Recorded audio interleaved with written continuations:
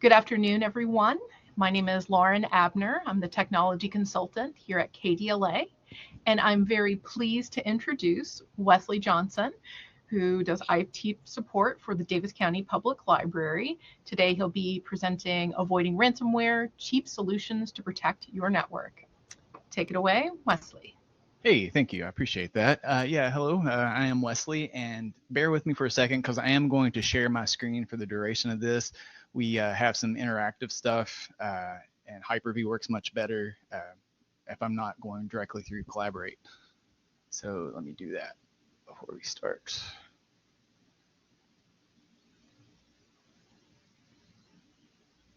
All right.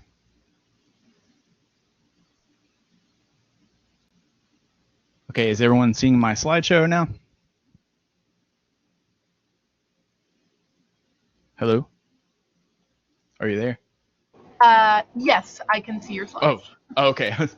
Just wanted to get somebody's opinion. That little where it says you're sharing your screen. You can click on that hide button to get that particular part of Collaborate out of the way. Okay, cool. That works. Okay, so now I'll start. Okay, as she mentioned, I'm going to talk about avoiding ransomware. Since we're all Kentucky libraries here, a lot of people probably read about what we went through a few years ago. We got hit by ransomware on 3 separate occasions, and it was definitely not a fun time in the life of a 2-man IT department.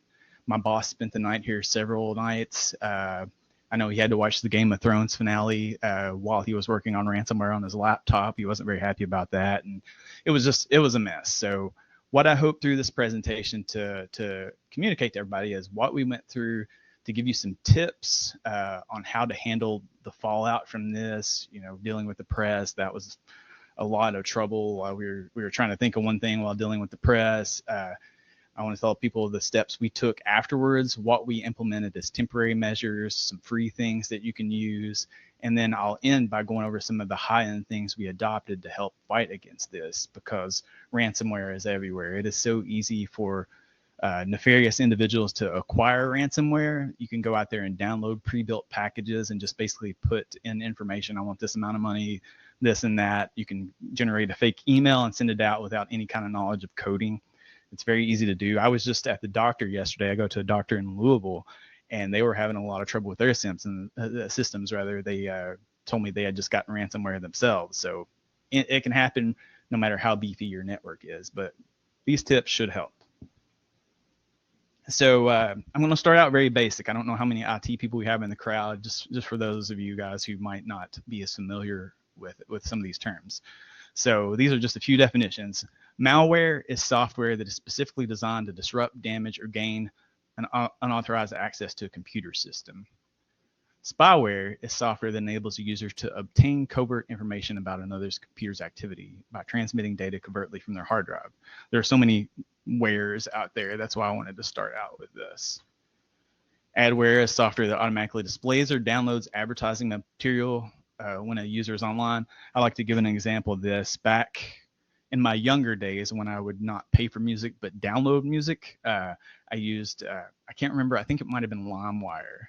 And this was on the days of dial-up. So when I had this program installed on my system, I would boot my computer up before I even dialed up on my internet connection. A pop-up ad would display. I had advertisements that were stored somewhere on my computer that would display before I even connected. So this stuff can be pretty bad. But in my opinion, one of the worst, malware is bad. They're all bad, but ransomware, just this can really get into the network. This can really mess you up. It's a type of malicious software designed to block access to computer system until a sum of money is paid. And it blocks stuff by encrypting files that are necessary to run your system. Sometimes it gets in it just gets anywhere on a computer. They encrypt it, and the only way to get that encryption key back is to pay, usually in Bitcoin or something untraceable, to whoever has control of your system. And the bummer about this is some situations, like a hospital, for example, or like Norton's, like I mentioned, sometimes they want to pay right away because it's like a life and death situation sometimes if patient files are locked. But the thing is, if you pay this and you don't do anything to your system to purge it of the infection, then somewhere down the line, whoever hacked your system the first time, whoever sent this ransomware to you, can flip a switch and basically turn it back on, re-encrypt it, you'll have to get another encryption key. You'll have to give them more money. So you really, really have to do some things to get rid of this from your system. So in the summer of 2019, that's when we got hit with ransomware. We use Circuit for our self-checkout stations. I'm sure a lot of you out there probably do as well. It all started with one of those showing a white screen. Then they all started white screening, and that is a sign that the Circuit terminals can't communicate with the server. It's a communication error. 2 calls were placed, one to me and one to my boss. We were both off at this time. My boss got there first, and a message like the one that you'll see on the next slide appeared on one of those machines eventually. And I'll just go forward so you can see that. This is what a ransomware message will look like. They're not all the same, but they kind of have the general look down. Gives you a countdown, very like intimidating language. What happened to my computer? Your files are encrypted. Can you recover? And that's a Bitcoin wallet address down there at the bottom if you've never seen one of those before. So basically, you can buy your Bitcoin and you can use this. This is a link to the person who compromised your system's wallet. You transfer the Bitcoin over to them, and they'll give you, probably from an anonymous email address, the key you need to decrypt your files. But like I said, you do this, there's a chance that they can just somewhere down the line decide they want more money if that infection's still there and turn it back on. So as I mentioned in the lead up, my poor boss had to come in that night. He spent the night, he watched Game of Thrones on his computer while working on one thing. And when I came in the next morning to relieve him and take over, no sooner did he walk off than I get a call from a reporter friend of mine on my phone. Hey, yeah, we just want to talk about this. And it was like, we had no idea how it got out. We were trying to keep a lid on it as much as possible. Not necessarily because, we wanted to be super secretive, just we wanted to be able to focus on this and not have to, stop and talk to every bit of media in the town. It was very distracting. So we kind of tag teamed the interviews. My boss is the IT manager. We're just 2 people in one department. And I kind of handled a lot of the press on this just because, he was doing a lot of the heavy lifting, and when he needed a break, I would come in and continue to do things, continue to monitor things, and report to him at the end of the day what I did. Our director was also getting calls and stuff, and it was very hard to navigate. And I'm talking TV, newspapers, whatever. And one thing that they really glommed onto in this is that the fear that personal information was taken from the library. And in a ransomware situation, that's really not what people are after. Nobody wants anybody's address. Nobody wants to know checkout history. They just want money. So they're locking everything they can in your system in order to encourage you to give them money. They didn't take anything. They just scrambled it so we couldn't see it. And we really drove that home in the interview we did. We're like, nobody's information got stolen. I think it got sensationalized a little bit in the press. It was a bad situation, but they really kind of played up fears of information being compromised. And we that's the one thing we wanted to say in all these interviews. And if hopefully this doesn't happen to anybody, but if it does, that's a point you want to drive home when you're talking to the press. We're working on it. We're being as safe as possible. We're locking things down. Yeah, just personal info. That's the main one. So the information spread to our entire staff work. It did not touch our public network. Network segmenting, any IT person will tell you, is very important. You want to isolate the public computers because who knows, what happens on those. You want to isolate your staff network and kind of like not let them intermingle as much as possible. That's very important. It also got to our Polaris server. Now, this was a big one. We back up our Polaris server on a regular basis, but those backups had began failing. So that was a total failure on our part. We didn't notice this for a bit, and our new backup systems that we have in place, we inherited a lot of setup from a previous group of people who worked here. Our new setup will tell us immediately if a backup fails. This one did not. So we were working off an old backup, and that was a really, really big pain. I can't stress the importance of backing up enough, especially servers, because all we would have had to have done if we had up-to-date backups is just completely wipe the computers, restore off a backup, from a day or 2 before, whenever we could trace when we got infected, and odds are that would have made things fine in a lot quicker of a time than we were able to fix it ourselves. So yeah, those are all just that's just kind of a brief overview. There was a lot more to it than that, but I didn't want to get too much into the depressing time of 2019. Okay, so this is stress level 100 first steps. This is where we went immediately after determining we were infected. We did virus scans, we talked to reporters, we re-imaged what we needed, we talked to reporters, so on and so forth. We rebuilt our catalog from scratch. Now that's a big one, and I know someone from Henderson is on the line. We love Henderson. They volunteered to come during a time when we were closed and help us re-inventory everything. We had to depend on the kindness of strangers quite a bit, and the kindness of patrons to bring things back. We didn't publicize the fact that we lost our catalog, so I'm sure we probably did lose some items, but we had to recatalog a lot of stuff, and we just kept talking to reporters. And I love the press, don't get me wrong. It was just like very stressful, and it was hard to navigate these times. So we went back online after scanning and purging. We scanned everybody's drive. We uploaded to OneDrive, which I'll talk about in a little bit. Microsoft's OneDrive is cloud-based storage. You can back up to that, and there's some good virus scan stuff on there. So not only did we scan for viruses on our end, we uploaded, so we got the extra security of the Microsoft scans. So yeah, we went back online after all this and determining we were okay, and then we got hit by the same infection. It was the exact same ransomware node, same Bitcoin address and everything. So we apparently didn't get everything. Then we were hit with a different infection. We came back online after that, so we ended up having to redo every single computer on the staff network. We redid all the publics too. At the time we were running Windows 7. Windows 7 was still being updated, but was very close to its end of life. This was a very good motivation for going to Windows 10, which in my opinion is the best version of Windows in a long time. They really boned up the security with this one, and I'll talk about some of those features in a little bit. That's some of the really good free things that you can do if you're on Windows 10 to protect yourself a little bit. So I want to give a couple shout outs. I already mentioned Henderson County. They came in, I guess it was an entire day, because we were closed an entire day, pulling books, re-inventorying. We had a whole room full of catalogers, both ours and Henderson, and they helped us tremendously by re-inventorying.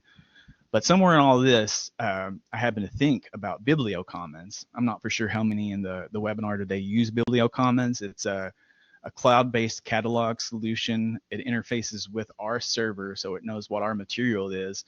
But it is a layer people see. It's an interactive sort of social website where you can do social things. You can, it's almost like a Goodreads, put up what you're reading under your profile. You can write reviews, make lists, and that sort of thing.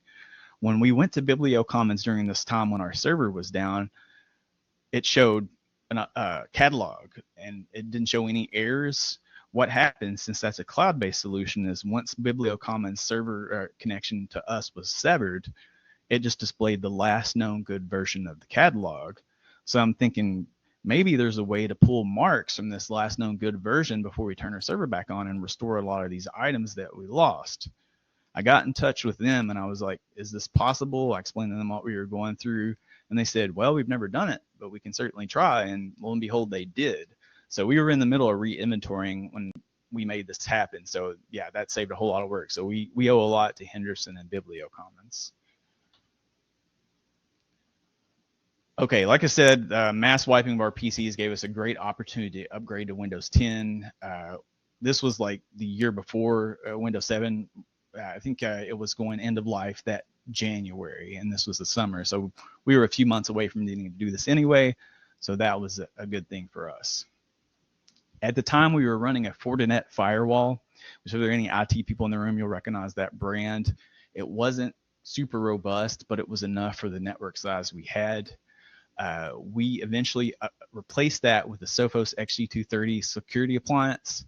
So that has a firewall, it's got VPN, it's got endpoint protection, and we used the Sophos antivirus in place of what we were using beforehand. We were on Norton's, and then we actually used Microsoft's free antivirus for a while, kind of in the time. And that, like, I know a lot of people don't like Microsoft, but I personally am a fan of theirs, and their free antivirus that comes built into Windows 10 and 11 is actually pretty good. It should definitely be replaced with a paid solution if you can afford it.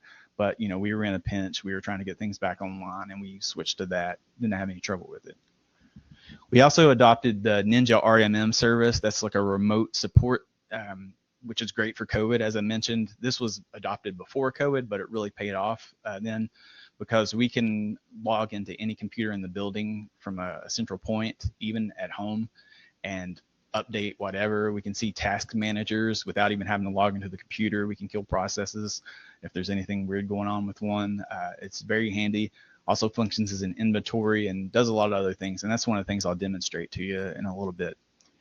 And finally, we subscribe to Know Before security training.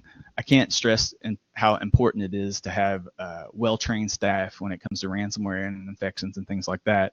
Know Before touches a lot of topics when it comes to security. There are quizzes, there are things to watch. There's a very good and engaging show called The Inside Man. It's done like a show about a hacker. The plots are pretty good, the acting is good, and everything's interconnected. And at the end of each episode, it tells you the episode's lesson, but it's not in a cheesy way. And our staff got very invested in The Inside Man. We actually have on each level a marker board, like a get to know you staff kind of board. And I noticed one that said, what's going to happen next on The Inside Man? So all the staff on that floor were tossing theories out about it. And it's rare that some sort of computer training hooks into the staff that much. There's always somebody that's tech savvy that's interested in it, but the whole staff was kind of following that and, with popcorn in hand.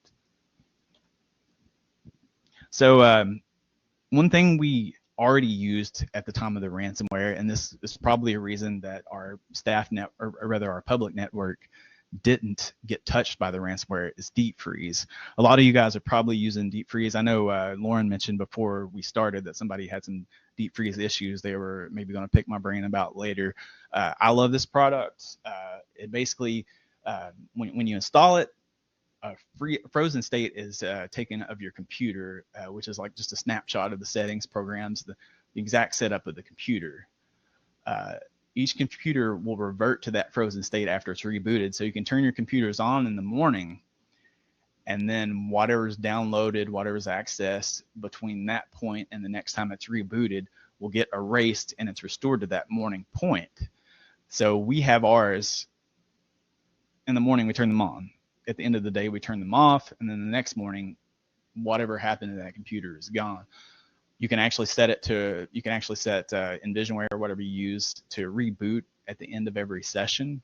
So if you really wanted to be security conscious, and we haven't tried this since we got newer computers that reboot a lot quickly, a lot faster than our previous one. You can actually have it reboot in between sessions. That way, whatever's gone in between sessions. But yeah, the deep freeze is great. If you did want to use something like this on a staff computer, you can actually set up a thawed space somewhere on the hard drive, and the thawed space, you can save files to that area. So at the end of the day, when these reboots happen, if something gets infected or whatever, it'll erase all that, but whatever personal files have been saved in the thawed space will maintain. And through deep freeze, you can schedule the thawed periods out. We have automated a lot of our Windows updating, and I'll talk about that through Ninja in a little bit. But you can schedule thawed periods. So say you want to do your updates on Sunday evenings after you close. So you can set it up in the schedule. It's very easy to do. Keep our computers thawed from this point to this point, refreeze it after the end of Windows updates. Super easy to do. And like I said, our network is segmented between public and staff. Deep freeze is only on the publics, and our publics had absolutely no ransomware during this time. Again, any IT person will tell you backups are very important just as a whole. It's good to back up to multiple sources in the cloud and physical. We have a cloud solution, but we have tapes that we back up still too, and those are taken off site. Well, we replace the tapes with hard drives. So we have those outside of the server room, and hopefully no fires or anything happen, but we'll be in good shape if something like that does happen because we got this extra backup. So yeah, just a detached offsite source is important, cloud is important, and do it regularly. I would say every day if you can afford it. and just make sure you're notified if a backup fails. Check them, every single day to make sure they're healthy, so you can avoid having, a few weeks old backup like we did after we got it. Okay, yeah, secure remote desktop or don't use it. This is a big problem. And I think this might be part of our problem with our old firewall. I think remote desktop was on and it wasn't very well secured.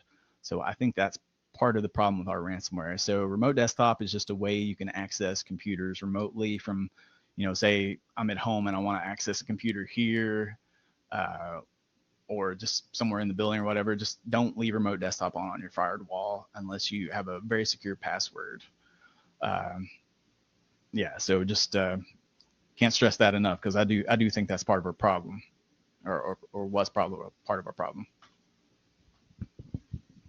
So after the Windows 10 upgrade, we enabled some of Microsoft's beefier security tools, and I'll talk about those, and I'm going to demonstrate some of those for you now. And I apologize, since I'm sharing my screen, I can't see your questions if you're asking any right now. So Lauren, if you see any questions about things I'm going over, I don't mind answering those or trying to in the middle of my presentation.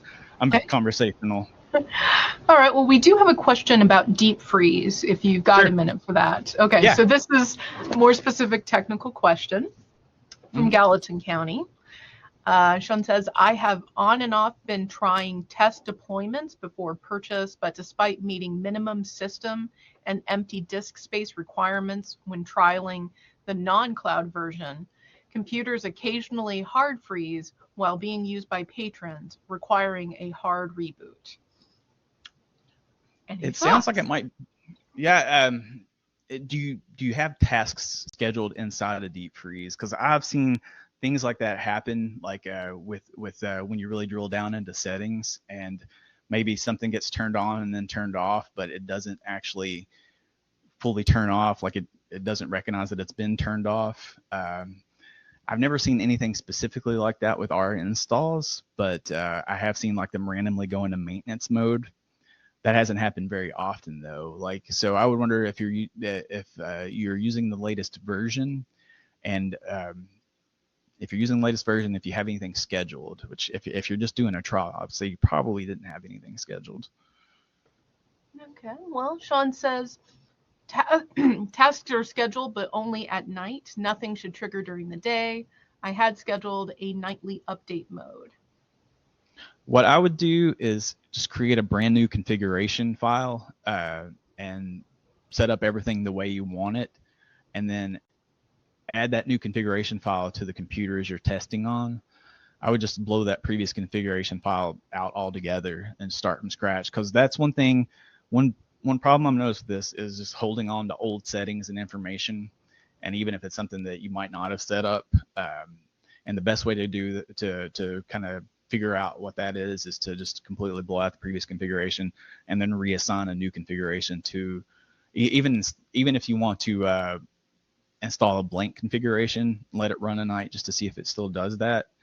I would do something like that. And Pharonics tech support is also very, very good, and they're good, especially if they think you might purchase the product.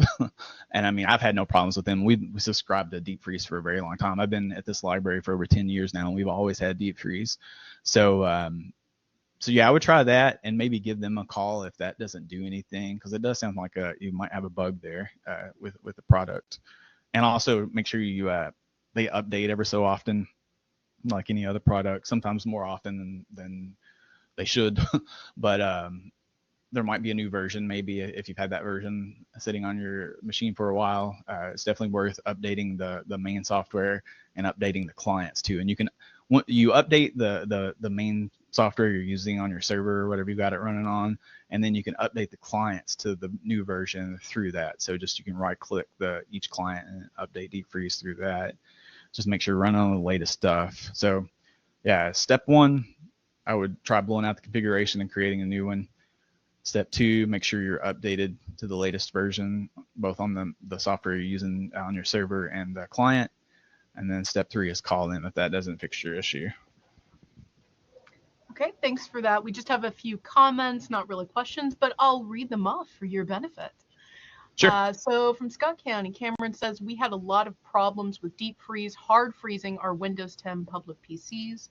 We did a lot of troubleshooting and ended up just switching to using Reboot Restore RX Pro. Okay, I'm And not familiar with that one. yeah, and then John says that he's been trying it on Windows 10 as well. And then again from Scott County, we tried to retain use of deep freeze, but their customer service wasn't of much help. The computers Oh, were really? brand new. It was quite an ordeal. Huh. And Yeah, Sean no, says, oh, go ahead. I'm sorry. I was just going to say, Sean says thanks to you. Oh, yeah, no problem. Yeah, I mean, I'm not getting any endorsement money or anything, but yeah, we haven't had any trouble with their customer service. It's not without its problems, just like any other software. But yeah, we're on Windows 10, and we started on Windows 7 with it, and we have some running 11 now. And really, the only problems I ever see regular is on the server, like when I'm trying to look for a computer inside the list to thaw out or whatever from that point. Occasionally, that list just disappears, and there's a trick to fix that. There's something in the registry you have to delete, and then let it repopulate the list basically. And that's really the only regular problems we have with deep freeze. And if there's a better product out there, like what was the one? I think I want to write that down just to check into that. Reboot Restore RX Pro. Okay, I'll look into that because I always like hearing about new products along those lines. But yeah, I mean, we have pretty good luck with deep freeze and their customer service. So yeah, that's sorry you guys are having difficulties with it. I guess everybody's experience varies, but just in general, a product like this, maybe not deep freeze specifically, I only speak from the one I have experience with, is important to use, especially on your public computers. It'll save you from a lot of headache for sure. Any more questions? I'll go ahead and continue. I think we're good on questions for now. Okay, cool.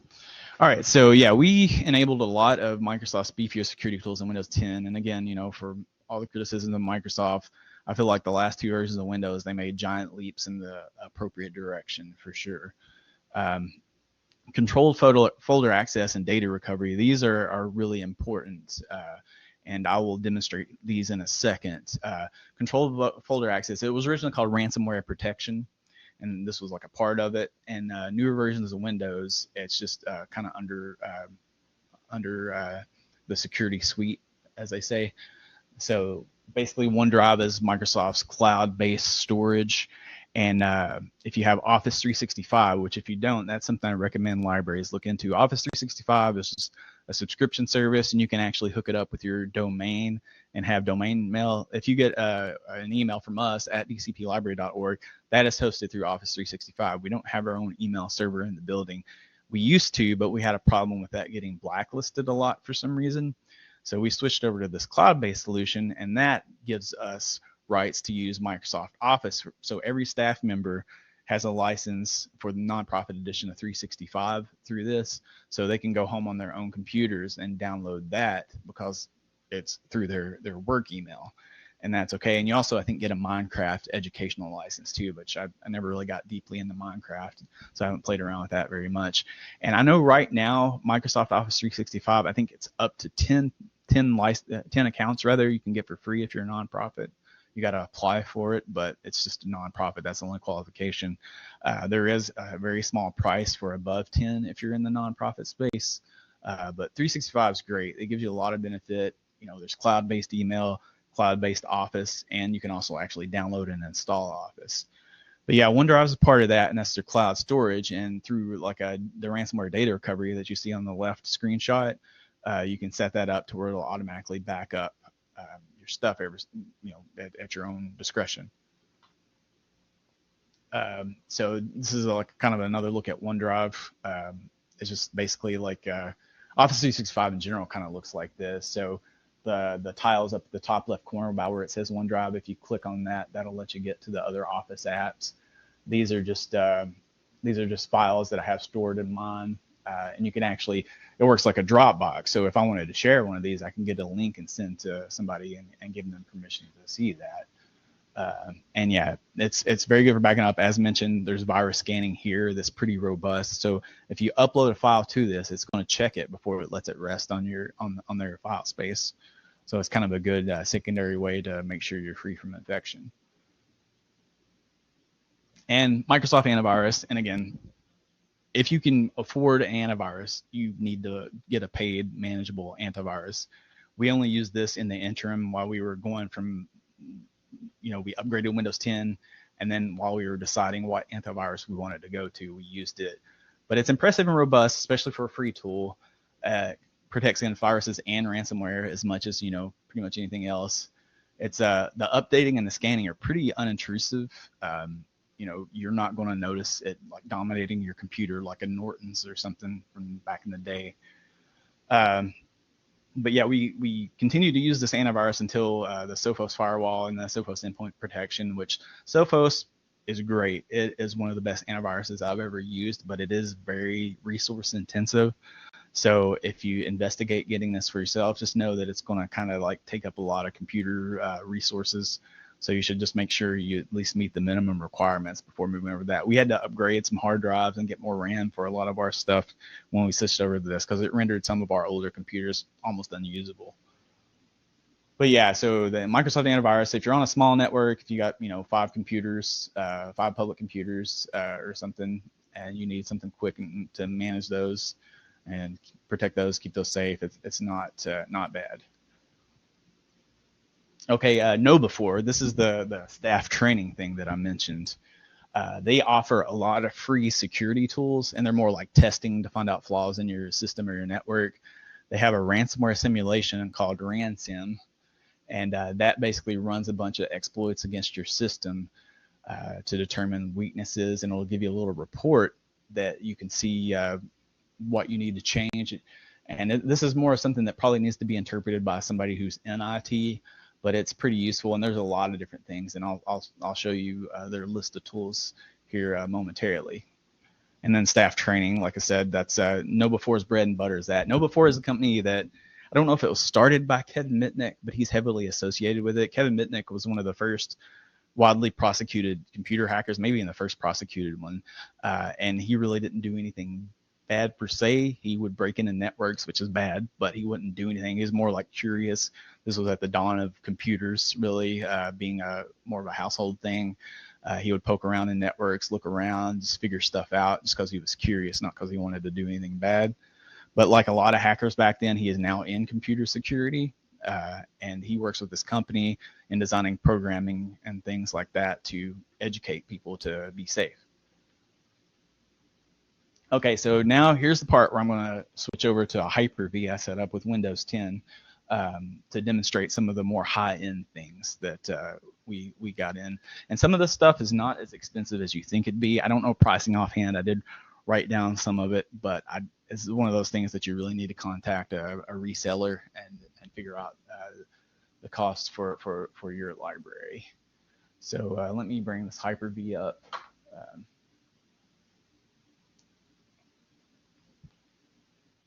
I'm holding a microphone and trying to do this.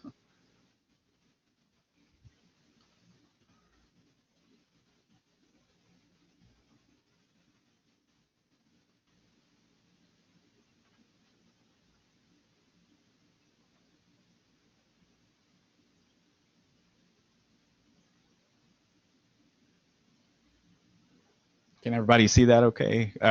Weigh in the chat, or Lauren, let me know if it's not yes, visible. I can see where you're getting ready to log into your virtual machine. Okay, great. I just did it full screen. Can you still see it okay? Yes, we can. Okay, great. Okay, cool. I just want to make sure I didn't like accidentally close the collaborate. So the first thing I'll show you here is Ninja, which is the remote management tool that I mentioned. And this is really great, and it's definitely worth having if you can afford it. Insight is a reseller we use. I think you can get it in different places though. So it does have dual factor authentication. Typically, I just, for the sake of the presentation, I just said don't ask me again on this one. So as you can see, there's a lot of things to look at here. This is just where you go to create the organization, add devices. You just download this really small program, and that program looks like this down at the bottom. This, you can change the icon. That's just our library icon. But one cool thing about this is that people can generate tickets. This anything the client is on, this will appear in the system tray, and you can right-click that and say request help, and that'll give you this, which will let you type subject and all the information about the issue you're having. You can take screenshots right from this, and that generates a ticket and sends it in, and you can see that in your inbox inside of Ninja, which is handy, especially since you can remote into things like SWS is what we use for staff workstations. So these are all the computers. Some of these need to be purged that haven't logged in a while, but the connected ones mean you can actually go in here and remote in. It uses TeamViewer, and it'll let you TeamViewer right into stuff. This will give you a profile of the computer. It'll let you know like activity on processor, memory, and things. You can actually run patches. There are a lot of batch scripting things you can do. With their IT people don't even know what that means. You can do a lot of automated things, and you can see the task manager even. So without having to go in to a computer and type Control-Alt-Delete, I can actually see what's running here. See all the stuff that it's going through. You can end tasks and processes through here. There's a file browser if you can't get into the computer and somebody needs to delete something or whatever. There's just so much stuff, and then the ticketing for each machine. So if this person did what I just showed you with open up ticketing, that would appear right under here. So they kind of keep it all together. So Ninja basically functions as a computer inventory too. It'll also inventory hardware like printers and stuff. So you get a good look at your network as a whole. So we don't even keep a tech inventory anymore now that we have this. But Ninja is really great. Like I said, in this COVID era, if you're nervous about going and touching computers, you can actually see, you can do pretty much anything short of like something like physical damage with the computer from right here in the cloud. And it's super secure. Like I said, dual factor authentication. They update a lot and add features a lot. It's kind of like a platform, so occasionally there'll be things that you can pay to upgrade to. And again, I wish I could give you an idea of what something like this would cost. I don't know licensing prices off the top of my head. That would be something you'd best talk to like a reseller or something with. But highly recommend that product if you can afford it for sure. This is Sophos, which again is our security appliance. It's a firewall. It has VPN, a lot of things that are important to computer networks, and the antivirus is really good. Hang on one second. I'm going to put my mic down while I log in.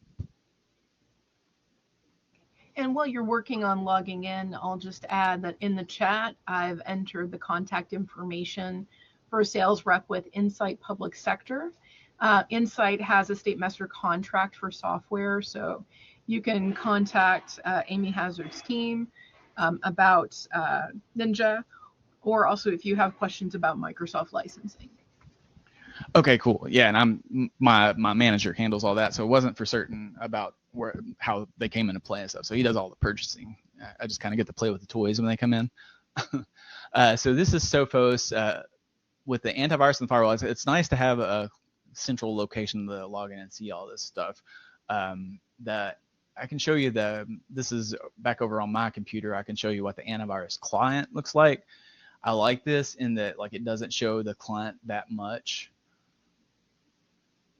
This is what the antivirus client looks like. So you're not really seeing too much there. You can run a scan. You can go into events and see. It even tells you when the computer shut down or restarted. And there's things like if you're running a scan, you can get in here and see like what all's been deleted and stuff. But the most of that will be seen inside the controller here. There are all kinds of reports. There's lots of data you can get from this. If there are a lot of things you need to report for E-rate or things like that. The endpoint protection here, you can actually go in and look at the computers that have it, and you can get like a profile for the computer. You can see the update succeeded. You can uninstall the antivirus client if you need to. It does lock down the computer pretty heavily, so sometimes there might be something you need to fix or diagnose that requires you to shut the antivirus off. You would do that from here. Updates and just kind of can find out a lot of things through this, which I like. And then there's email protection in here. So with Sophos, if you pay for it, and a lot of the stuff on here is just kind of individual charges. You can get an email protection and quarantine. So with the quarantine, each user every so often, I think you can decide how often these are emailed out, will get a message saying, hey, you've got this many emails in your quarantine box. If you want to investigate, they can log in and whitelist things or just delete things altogether, which is cool. And then the firewall management, I won't get too far into this since this is kind of more advanced stuff, but the firewall is super robust, and you just go in here and set your routing and everything. Yeah, this is taking a little bit longer than I anticipated. Well, while we're waiting on that, I can hop in again. If you don't mind, Sure. I elbow my way into your presentation. No, not at all. You brought up E-rate. So I did add in the chat that for libraries that need to upgrade their firewall hardware, generally the physical hardware itself is fully eligible for E-rate discounts. The licensing is generally partially eligible. It really depends on the security features. And if you have questions about E-rate, want a consultation, want help with form filing, contact me, lauren.abner@ky.gov. And then after you finish with the Sophos, we've got a question about Ninja and TeamViewer. Sure. Yeah. And well, I was just gonna cause again, this is pretty advanced, right here. So I could probably talk for this stuff about hours, but for the sake of time and everything, just look at how much stuff you can see in this. All the things along the side there, you can really drill into. It's a very robust firewall, and I don't want to jinx this, but we really haven't had any trouble since implementing this stuff. And this was probably the end of 2019 whenever we got all this stuff in. So I highly recommend Sophos, highly recommend Ninja. So you said there's a question about Ninja? Yes, there is. Again, Sean from Gallatin County. Does Mm-hmm. Ninja/TeamViewer support public key authentication? For any offsite remote access, I would want to limit it to manually authorized machines rather than gate access through password alone. That's a good question. That would be a question for my manager. It probably does, because it's very IT centric. If there's a level of safety they can give you, they'll give it to you. We actually don't have that turned on. We do have just the dual factor authentication, but that's a good question. If you want to email me, I can find out from my boss and let you know. I will have my email on the last side. I just he configured all this stuff when we got it in. Yes. So I've shared your email in the chat, and Sean says thanks. But I could also just share Brian's email while I'm at it. I'm sure he would. Oh yeah, I'm sure he wouldn't mind. Yeah, he loves talking about this stuff. Excellent. Thanks. Okay, cool. Know before, this is the staff training. Let me log into this again.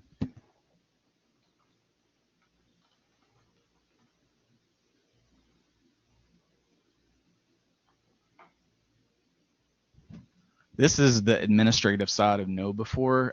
One of the many things it does, in addition to the quizzes and stuff I mentioned earlier, is it allows you to launch phishing campaigns. So it'll send out fake emails and it'll tell you, okay, this person opened it but didn't click a link. This person clicked the link or whatever. And there is something called Fisher, which is a plugin for Outlook that comes from them, and that'll let you, okay, this is obviously a phishing attempt. I'll declare it. And then it'll be like, good job. This is generated by your organization as a test, whatever. And that goes into a leader, or there's a leaderboard, and the only leaderboard that can be seen by everyone in the building, which is kind of fun and gamifies it a little bit. It'll tell you who finishes theirs the quickest, basically. But you do get an idea. See, I've trained myself to ignore, this is my personal one. I do this too, just for solidarity with the staff. I've trained myself to ignore phishing so much that I don't always open them and declare them. So I've only done 17 of 93 phishing emails. I've only reported that many, so I'm kind of lacking there. And I clicked one just as a playing around with it. But yeah, this is what people get. You go to your training. I've got some stuff waiting in the wings here to do. This is that Inside Man show that I was telling you about. And again, the production values are so high. Training videos are often really cheesy, especially if they're trying to communicate something like this. Like, I mean, we've all seen those 90s welcome to the internet videos. But this is just such a good, I would watch this show if it was on TV. I can't say enough good things about it. But there are a lot of like quizzes and things, and you do get graded on these. It doesn't pass or fail you at the end. You can, if you are below the recommended, okay, you got to get 3 of 5 questions right, they'll just give you the quiz again, so nobody gets in trouble or scolded virtually. We don't want to discourage anybody. And you can get certificates. I'm not sure. I know Inside Man will count for CP points. I'm not sure if the actual quizzes do or not, but I've been told the Inside Man will count for that. I think I redeemed a few of those myself. Lauren, you might be able to answer that question. Does KnowBe4 quizzes, do they count for points? Well, I would need to punt that over to Charlie. I believe maybe Charlie can type that in the chat, or Charlie, if you feel like I'm muting, you can also address that question. Sure, I'm happy to pop on. It's probably easier to just say it. Yeah, the Inside Man videos, watching the videos counts for contact hours towards your renewal. You have to watch at least 30 minutes at a time for them to count. The quizzes do not count. That's what I was thinking. Okay, cool. But yeah, again, Inside Man, it's all good. It's a very, like, staff training. That's another, backing up and staff training are probably the 2 most important things I'm going to talk about today. It's just very important for your first line of defense to be strong.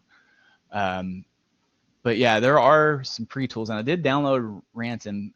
Right now, I guess I'll go over to the Windows stuff. The ransomware protection that I mentioned earlier, and this looks a little bit different in Windows 11. I assume most everyone's still using 10, so I didn't do a Windows 11 install here. It's close enough to where you can get it if you do what I show you today. So, just go to the search box, ransomware protection, controlled folder access. That's basically, protecting folders. You can actually list things. Okay, I want this folder protected, this folder protected. There's some by default when you turn it on, but you can protect specific ones. You can get a block history, and it's basically like any other thing you see when you're trying to install a program. If Windows deems it unknown, like we don't know if this is safe or not, it'll warn you. Controlled folder access can get annoying before you train it, especially if you're doing a new setup on a computer, because you'll get all these prompts, especially with something like Polaris that makes a lot of changes. Like, you'll just prompt after prompt after prompt after prompt. It's best to do this after you've got the stuff installed on your computer that you want to install on the computer. Just like before you turn one loose into the wild to let patrons use it or whatever, turn this on once you got everything installed on it. But the setup, the OneDrive here, that's for the ransomware, the recovery, and that's just, again, a backup to Microsoft's cloud. I'm going to put my info in here.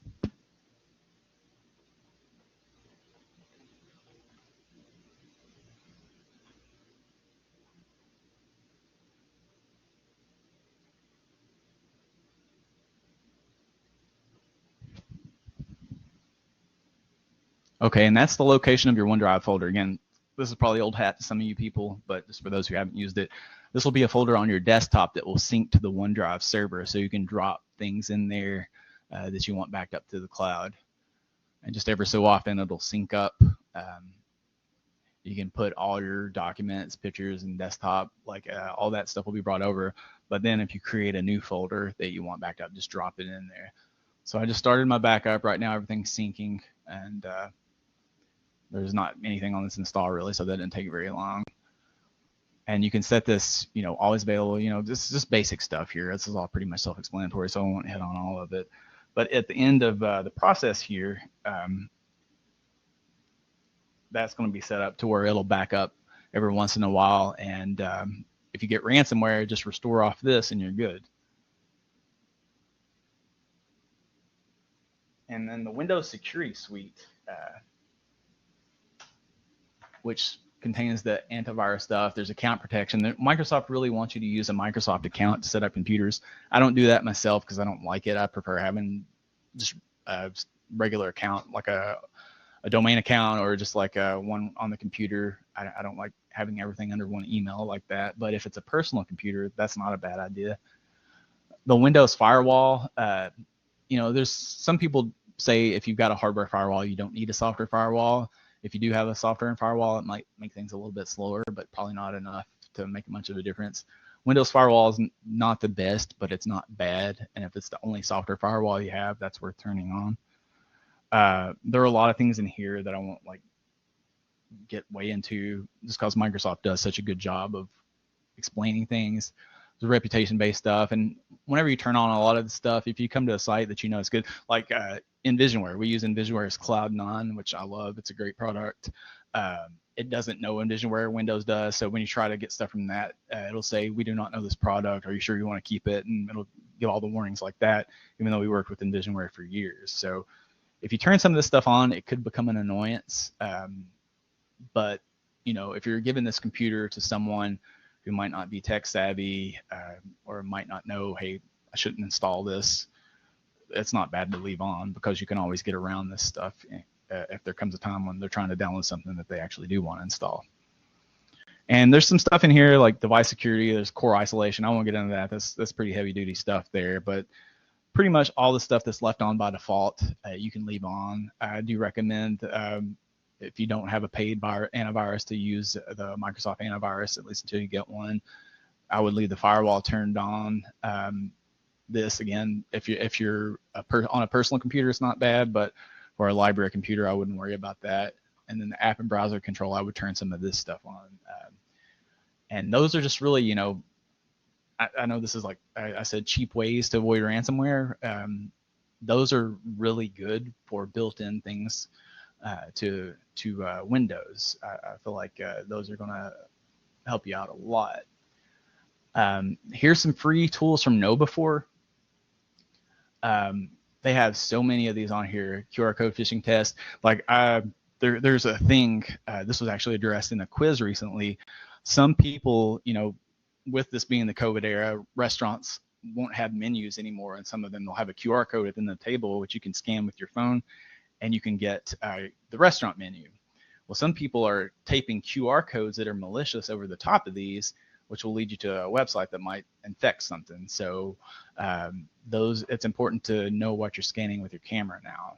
So there are all kinds of phishing tests and things without getting the full benefit of the professional version of KnowBe4. You can access all this stuff off their website without having to pay anything.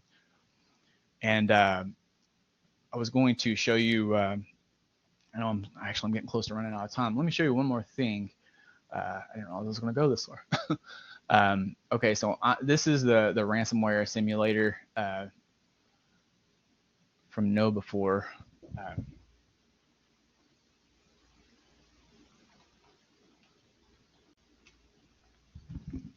I was going to set this up and just run it so you can see what that looks like. If you get any of these free tools, this is the one that I would recommend.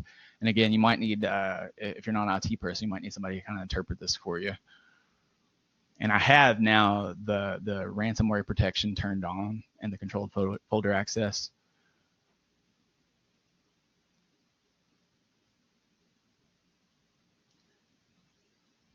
So hopefully this won't take too long. And while I'm waiting for this to run, I guess since we're at the end, sort of, if you want to open it up for some more questions, and then I'll just talk about this a little bit if it finishes before 2. I know some people probably, oh, there you go. It's the threats found. It's already like detecting. And that's just see all this stuff. This wouldn't have happened if I hadn't turned on the security.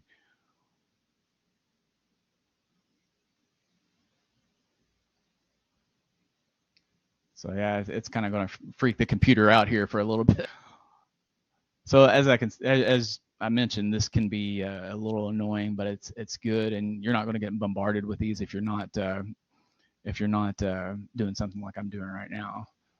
But the other day I did this, and I think at the end of it there were 2 things that showed up as exploits, and one of them was just that I had something blocked that shouldn't have been blocked, so it was just a program trying to run, and the other thing wasn't a big deal either.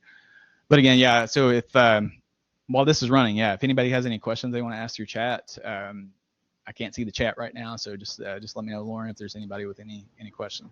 I haven't seen any other questions yet. We might just be processing. But Oh, we okay. can, if we need a couple more minutes, we can go a little bit over too. It's not a big deal, even if Okay, some yeah. folks need to leave early. Okay, cool. Yeah, and again, let me actually just go back to my slideshow then, because I mean it's about to end anyway, and I wanted people to see the last slide with my info on it and stuff. So, this is what we just talked about. Basically, I wanted to include the slide because it has links to websites, like all the different things. So there's ninja1.com is ninja, sophos.com, no4.com, and then for Onyx, and that's the deep freeze people there. And it sounds like there might be some better options out there than deep freeze, so definitely investigate those, because everybody's experience may vary, and I don't want to recommend a product that's not going to work for someone. But a freezing type situation like this, there used to be some other ones. I know Steady State was one I used in the past that was a Microsoft product, and I think that no longer exists. So just investigate this type of product because it's very handy, and I wouldn't even say shy away from using it on staff computers with the ability to set up thawed spaces.